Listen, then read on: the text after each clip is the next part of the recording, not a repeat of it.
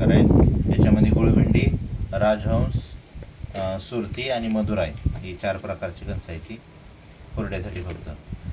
पेरणी केल्यानंतर 85 ते 90 दिवसामध्ये हुरड्याची कणसं तयार होते ती.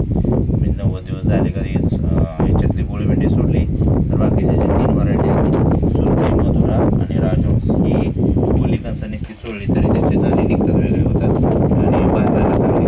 गुळभेंडी मात्र आपण जे आहार करतो आपल्याला त्या आहारात घातल्याशिवाय याच्या बिया निघत नाहीत गुळभेंडीच्या. बाकीच्या ज्या सगळ्याच्या कच्च्या असताना काढता येतात. आणि ही पण हुरड्याचीच आहे.